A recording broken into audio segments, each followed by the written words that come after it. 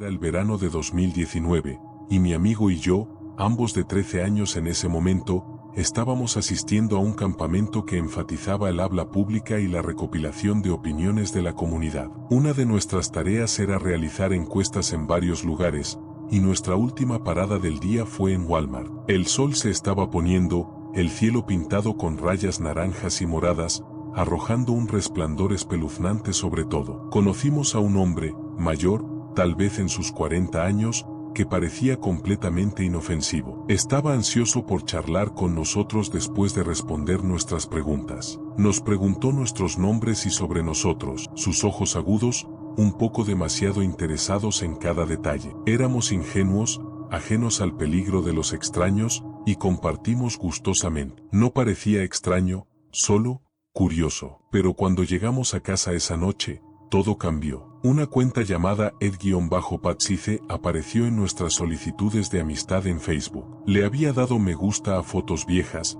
dejó emojis de fuego y rosa en nuestras publicaciones, y luego comenzó a comentar sobre lo atractivos y sexys que éramos. Al principio, estábamos confundidos, nos dio un poco de miedo, claro, pero bloqueamos la cuenta y no pensamos más en ello. Luego, volvió. Esta vez, la cuenta regresó bajo otro nombre, pero claramente era la misma persona. Este hombre, Ed, comenzó a comentar sobre mis fotos de bebé, llamándome la atención sobre mi eroso cabello rubio de bebé y lo bonita que me veía en vestidos cortos. Los comentarios eran extraños, inquietantes. Cruzaba todas las líneas imaginables. Para entonces, hablamos con nuestros padres, pero la policía solo se encogieron de hombros, diciéndonos que bajáramos nuestras cuentas, como si eso fuera una solución real para adolescentes sin concepto completo de la magnitud de la situación. El tiempo pasó. Pensamos que había terminado. No fue así. En 2022, recibimos nuevamente solicitudes de amistad, esta vez de cuentas que parecían legítimas, con los nombres de nuestros amigos y fotos de perfil. Al principio, las aceptamos, pensando que eran nuestros amigos uniéndose a nuevas cuentas. Pero de inmediato comenzamos a ver el mismo comportamiento, me gusta, comentarios, mensajes y sí, fotos desnudas. El ciclo se repitió, cuenta tras cuenta, con fotos robadas y nombres de amigos, familiares, cualquiera que conociéramos. El hombre simplemente seguía regresando. Fue imparable. Luego vino la gota que colmó el vaso. En junio de 2022, después de un periodo de silencio, decidí aceptar una de estas solicitudes de amistad.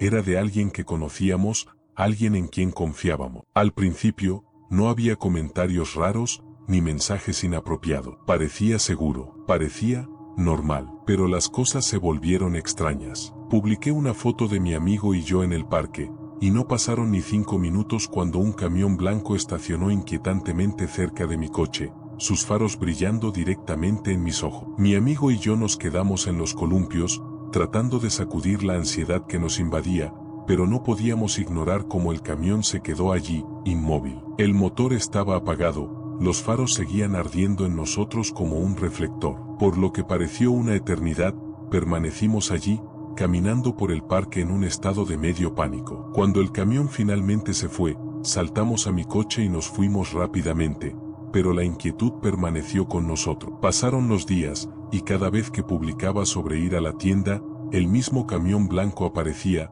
merodeando cerca como una sombra. Fue solo cuando lo vi, al hombre de Walmart, cuando el horror completo me golpeó. Lo supe que algo estaba terriblemente mal. La confrontación final ocurrió cuando iba conduciendo a casa después del último día del campamento. Los faros de un camión blanco brillaron en mi espejo retrovisor.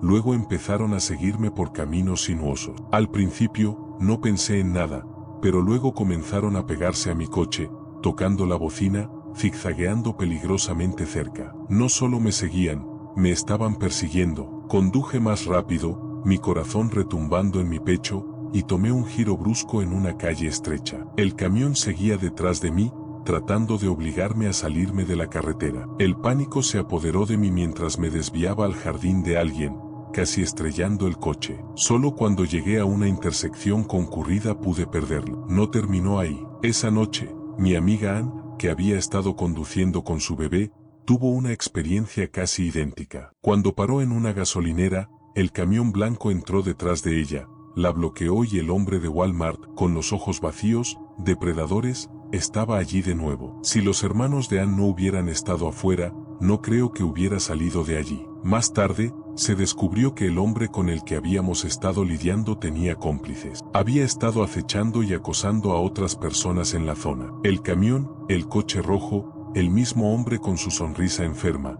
todo era parte de algo mucho más siniestro de lo que habíamos imaginado.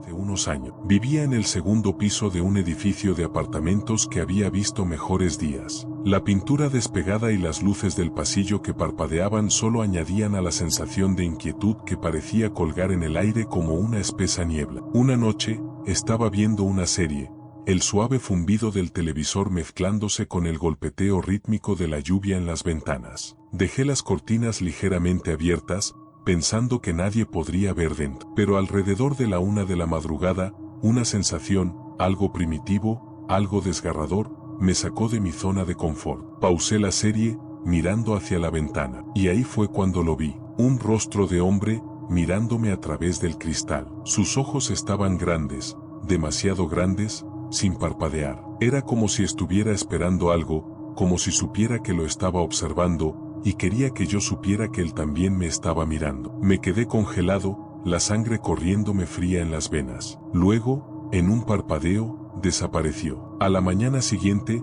lo reporté al administrador del edificio, y fue entonces cuando supe la verdad. Alguien había estado merodeando por el complejo durante semanas, mirando, esperando. No era la primera vez que sucedía algo como esto, pero sí la primera vez que me pasaba a mí.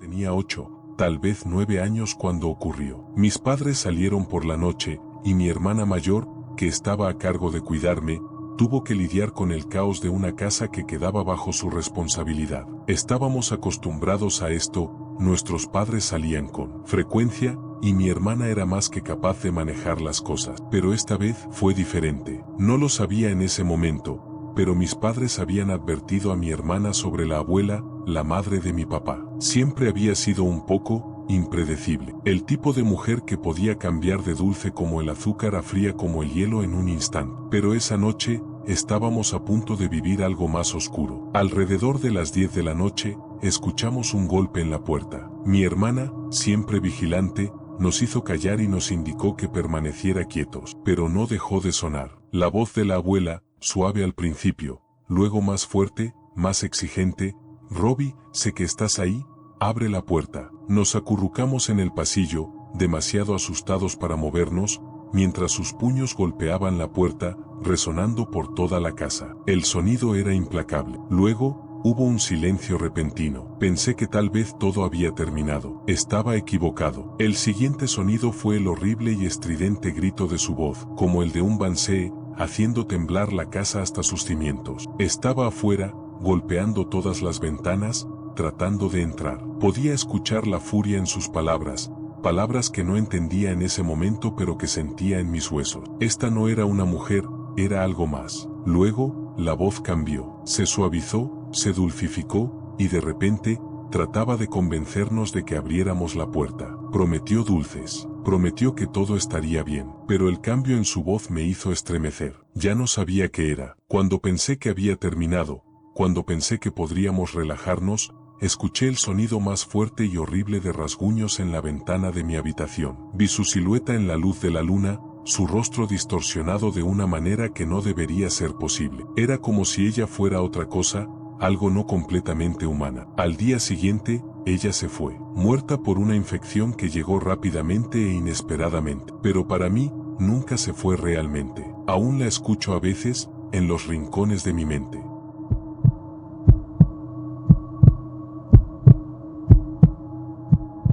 Durante 3 años, trabajé con él. Me sentaba cerca de él, colaboraba con él, incluso compartía risas en la sala de descanso. Nunca imaginé que el hombre sentado a mi lado, con quien intercambié cortesías casi todos los días, podría estar ocultando un lado tan oscuro y siniestro. Fue en septiembre cuando todo cambió. Llegué al trabajo para ver una escena que nunca imaginé. Alrededor de 10 detectives estaban en la oficina, con expresiones serias, tensas. Mi corazón se hundió cuando lo vi, mi compañero de trabajo, esposado, desaliñado, rodeado por oficiales que estaban revisando su escritorio como si buscaran un cuerpo. Sin embargo, no parecía sorprendido. De hecho, si algo, parecía aliviado. Estaba atónita. La oficina se sintió sofocante, densa con el peso de algo siniestro. Me acerqué a uno de los detectives e introduje mi nombre, preguntando qué estaba pasando. Me explicó brevemente la detención,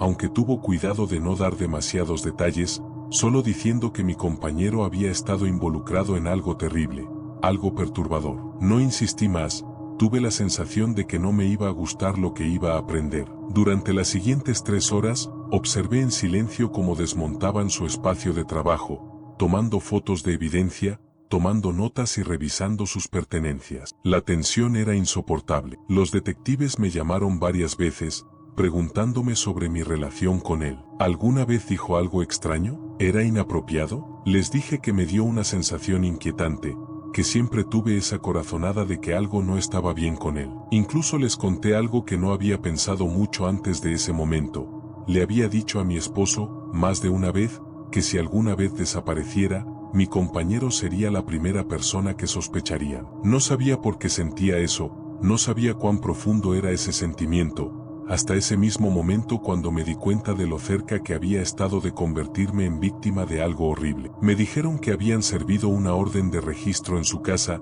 y que estaban buscando evidencia, no solo relacionada con su detención, sino por cualquier otra cosa, cualquier cosa que pudieran haber pasado por alto. En ese momento, la policía estaba buscando algo más grande, algo más peligroso. Me pidieron el nombre de mi esposo y aunque me pareció extraño, no lo cuestioné. Llamé a mi esposo para informarle sobre el giro extraño de los eventos. Pero luego vino la conversación final, la que aún me atormenta. Al cabo de 1 hora, me llamaron nuevamente al cuarto. El detective principal, quien apenas me había mirado todo el día, ahora no podía mirarme en absoluto. Su rostro estaba pálido, con los ojos enrojecidos, como si hubiera estado llorando. El peso de sus palabras se sentía más pesado que cualquier golpe físico. Me dijo que habían encontrado algo, y eso que encontraron era un diario. La voz del detective se quebró mientras hablaba, y pude ver que lo que estaba en ese diario lo había estremecido hasta lo más profundo. Me dijo que mi compañero había estado escribiendo sobre mí durante más de 1 año, su obsesión conmigo. Sus escritos no eran solo sobre deseo,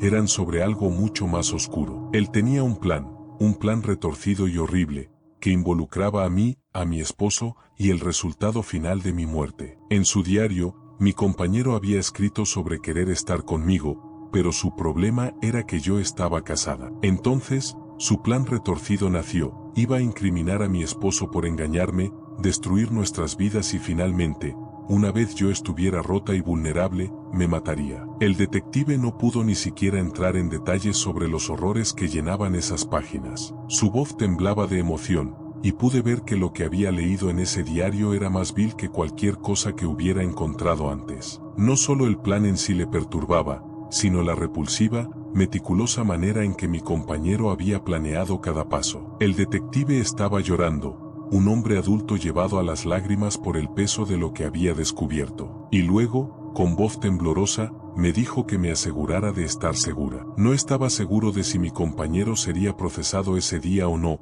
pero me instó a tomar precauciones, a asegurarme de tener un plan, por si acaso. Nunca pensé que algo así me sucedería, no en 1.000.000 de años. El hombre con quien compartí conversaciones casuales, el que trabajó a mi lado durante tanto tiempo, era un monstruo escondido a plena vista. Afortunadamente, fue arrestado y acusado, y parece que pasará mucho tiempo entre rejas. Pero el miedo, el miedo, persiste. Cada vez que entro al trabajo, me atormenta la idea de lo cerca que estuve de ser su víctima. Que fácilmente mi vida pudo haber sido destruida por alguien en quien confiaba. Solo demuestra algo. Nunca sabes realmente con quién estás trabajando. Incluso las personas más cercanas a ti pueden albergar los secretos más oscuros.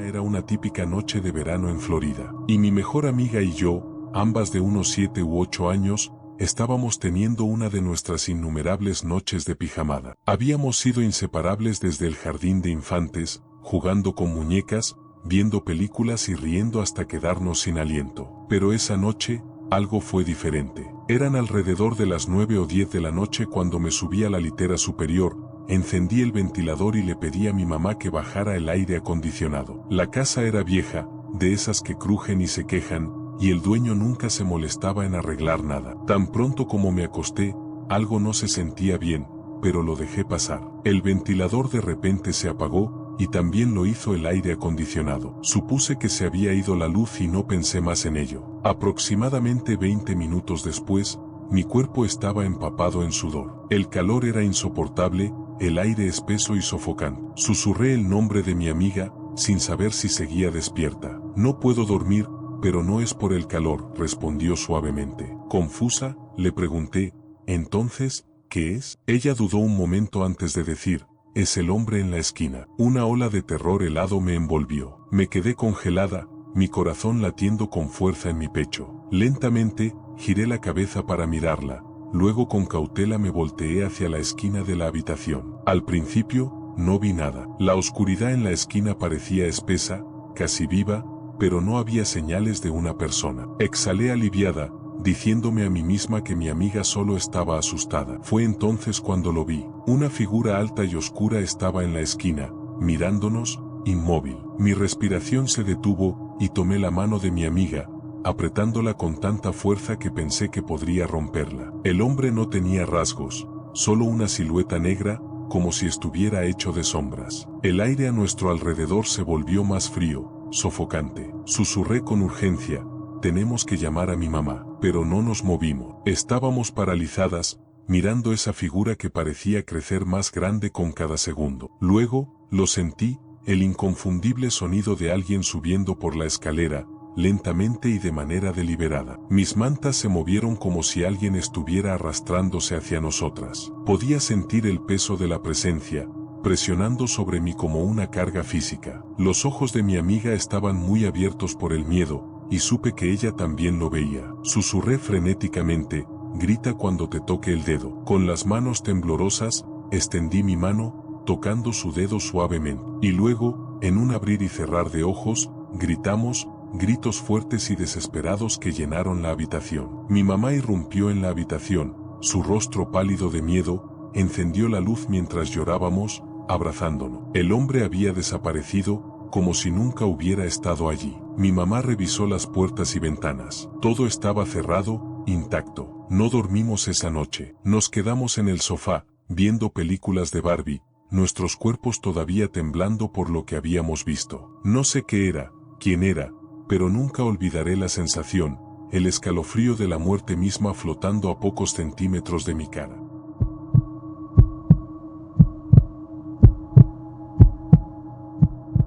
Tenía alrededor de 4 o 5 años cuando sucedió, y Jessica era mi mundo. Era mi pequeña Jack Russell, blanca con manchas marrones, y nunca se separaba de mi lado. Íbamos a todos lados juntas, desde el jardín hasta el parque, mi pequeña sombra, siempre allí. Crecí, y el recuerdo de Jessica permaneció conmigo, pero el tiempo pasó. Hace unos años, durante una visita de vacaciones con mis abuelos, comencé a recordar a mi antigua perra. Estábamos en la cocina, mi abuela preparando la cena, cuando mencioné lo mucho que extrañaba a Jessica. Ella dejó lo que estaba haciendo, sus manos temblando ligeramente, su rostro repentinamente pálido. ¿Quién es esa?, preguntó, confundida. Sorprendida, le expliqué, era mi perra cuando era pequeña, blanca con manchas marrones. Íbamos a todos lados juntas. Los ojos de mi abuela se abrieron con incredulidad. ¿Cómo sabes ese nombre? Confusa, le pedí que me explicara. Ella hizo una pausa por un largo momento antes de hablar. Nunca tuviste una perra llamada Jessica. Su voz era tensa, incrédula. Pero yo sí, cuando tenía tu edad. Tenía una Jack Russell, blanca con manchas marrones. Solía llevarla a caminar por el jardín. Me quedé atónita, sin poder comprender lo que decía. ¿Cómo podía saber sobre una perra que era suya, no mía? Fue como si alguien me hubiera arrancado el suelo bajo los pies. Nunca volví a hablar de Jessica después de ese día, pero la sensación extraña nunca se fue. ¿Cómo pude recordar algo que no formaba parte de mi vida?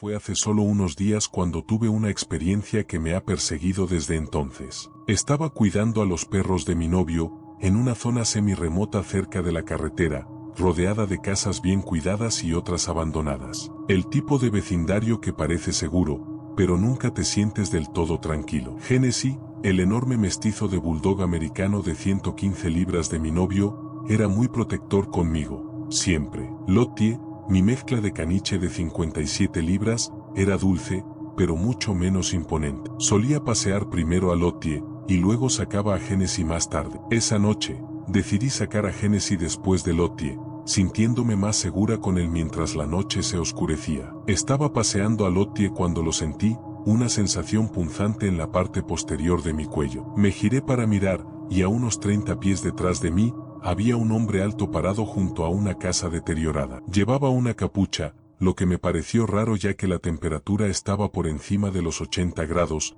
incluso con el sol poniéndose. Traté de ignorarlo, pero mientras seguía caminando, noté que mantenía el ritmo conmigo. Cada vez que giraba una esquina, él también lo hacía. Estaba siempre allí, siempre a esa misma distancia. Cuando llegué a la carretera, crucé la calle, esperando que el coche que pasaba me ayudara a poner distancia entre nosotros. Pero no, el hombre siguió. Ahora, sus pasos eran inconfundibles, fuertes sobre la grava, resonando en la tranquila noche. Apuré el paso, Lottie ladrando nerviosamente. Una vez dentro, cerré la puerta con llave, mi corazón acelerado. Pero eso no fue todo. Pocos minutos después, escuché a alguien intentando abrir la puerta. Los perros empezaron a ladrar furiosamente. Pregunté, ¿quién está ahí? A través de la puerta delgada, pero ya sabía. Escuché su voz, baja y escalofriante, me encanta tu perro, ¿puedo conocerla? La forma en que lo dijo hizo que mi sangre se helara. Estaba ensayado,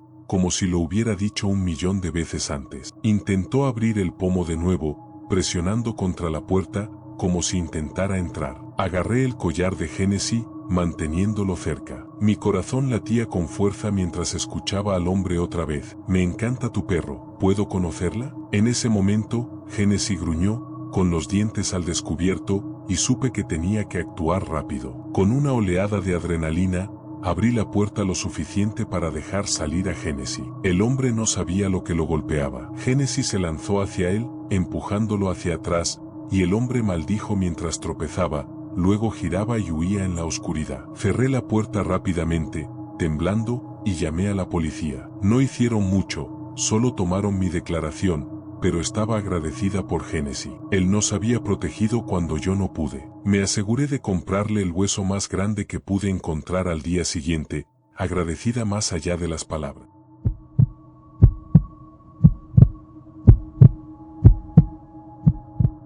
Cada año, mi mejor amigo y yo salimos para nuestro viaje anual de campamento. Es una tradición que llevamos a cabo desde que teníamos 13 años. Nunca nos ha pasado nada realmente extraño, solo la mezcla habitual de historias junto a la fogata, cerveza y buenos momentos. Eso fue, hasta el año pasado en las montañas Blue Ridge. Era temporada alta, por lo que el espacio estaba muy limitado. Llegamos justo cuando el sol comenzaba a ponerse detrás de las montañas, proyectando largas sombras sobre el bosque. Encontramos un lugar en el costado de la montaña, un lugar perfecto excepto por un pequeño problema. Era un túnel de viento. El tipo de viento que sacude tu tienda, aúlla entre los árboles y te hace preguntarte si la montaña misma está tratando de decirte algo. Llegó la mañana y nos dirigimos al pueblo. Compramos cervezas y simplemente nos relajamos, sin pensar mucho en el viento ni en el silencio inquietante que se aferraba a las montañas. Cuando regresamos más tarde en el día, la luz se desvanecía, y necesitábamos encontrar un nuevo lugar. Logramos llegar a una zona más remota del bosque justo a tiempo. El sol apenas había desaparecido por debajo del horizonte cuando montamos nuestras tiendas y comenzamos otra fogata. Para la 1 de la madrugada, ya estábamos en nuestra segunda ronda de cervezas cuando ocurrió. Una linterna parpadeó a lo lejos. Al principio, no le dimos mucha importancia. Después de todo, estábamos profundamente en las montañas, y podría ser un guardabosques o otro campista. Pero luego la luz comenzó a moverse hacia nosotros, cortando la oscuridad como un depredador acechando a su presa. Había algo raro en ello. Nadie viene tan profundo en el bosque a estas horas a menos que tenga una razón. Es una regla no escrita, una extraña comprensión entre los campistas de que no te acercas a nadie en la oscuridad a menos que sea una emergencia. Cuando la luz se acercó más, lo vimos. Un hombre, probablemente en sus 50 años, con una camiseta desgastada y pantalones cortos de baloncesto, con una linterna que parecía moverse de manera antinatural en su mano. Detrás de él, una mujer que no debía tener más de 40 años, cuyos ojos se desviaron de nosotros en el momento en que hicieron contacto. Era obvio que no quería estar allí, como si estuviera atrapada en algo de lo que no podía escapar. El hombre no reconoció la hora, no reconoció el hecho de que ya era pasada la medianoche, y su presencia era completamente extraña. En su lugar, comenzó una conversación casual, balbuceando sobre nada. Nos preguntó sobre nuestra linterna, qué modelo teníamos, qué marca, y luego, sin previo aviso, nos dijo que había trabajado en la ley. Era tan fuera de contexto, tan completamente irrelevante para lo que estaba sucediendo, que no pude decir si solo estaba tratando de sonar autoritario o si era un intento débil de ganar nuestra confianza. Pero luego algo sucedió que me heló la sangre. Apuntó su linterna hacia nuestras tiendas, escaneándolas como un halcón que observa a su presa. «Oh, ahí es donde están durmiendo, ¿eh? Buen arreglo», dijo. Las palabras fueron demasiado casuales, demasiado desinteresadas, y sus ojos no se enfocaban en nosotros. Estaban enfocados en todo lo demás, el suelo a nuestro alrededor, las mochilas, el equipo, cualquier cosa que pudiera decirle cuántos éramos o qué teníamos. Sentí que nos estaba midiendo, evaluando la situación, buscando algo. ¿Qué? No podía decirlo. Su linterna se movía por el área, meticulosamente, como un depredador que mira a su próxima comida. No era la mirada casual de alguien tratando de ser amigable, era la mirada de alguien que nos estaba midiendo, que estaba esperando algo. Un momento, una debilidad. Era como si estuviera planeando regresar cuando estuviéramos dormidos, para tomar lo que quisiera, lo que él pensaba que teníamos. Y luego, sin decir otra palabra, se dio la vuelta y caminó de regreso hacia el bosque. La luz parpadeó por un momento antes de desaparecer en la oscuridad, dejándonos en un silencio inquietante. Mi amigo y yo no necesitábamos hablar. Podía ver el miedo en sus ojos, el mismo temor que yo sentía. Sin decir palabra, empacamos nuestras cosas lo más rápido que pudimos, nuestras manos temblando con la adrenalina de lo que acaba de suceder. No miramos atrás. No nos detenemos hasta estar de vuelta en el coche, a kilómetros de ese lugar, respirando pesadamente y tratando de quitar la sensación de que habíamos escapado por poco de algo que ni siquiera podíamos comprender. Esa noche, en las montañas Blue Ridge, algo siniestro nos estaba esperando. No sé cuáles eran las intenciones de ese hombre, pero sé algo con certeza, nos estaba midiendo, y si hubiéramos permanecido, habríamos sido vulnerables. No es solo el encuentro lo que me persigue, es la sensación de que él sabía exactamente lo que estaba haciendo. No estaba perdido, no era un vagabundo. Tenía un plan, y por alguna razón, nosotros éramos parte de él. Si alguna vez has tenido un momento en el que sentiste que alguien te estaba evaluando, realmente evaluando, sabrá exactamente a lo que me refiero. Es el tipo de cosa que deja una marca, que persiste mucho después de que termine la noche. Si disfrutaste esta aterradora historia, asegúrate de suscribirte al canal para más relatos escalofriantes. No olvides activar la campanita para recibir notificaciones cada vez que publiquemos nuevos vídeos. Mantente seguro por ahí, nunca sabes quién podría estar observando.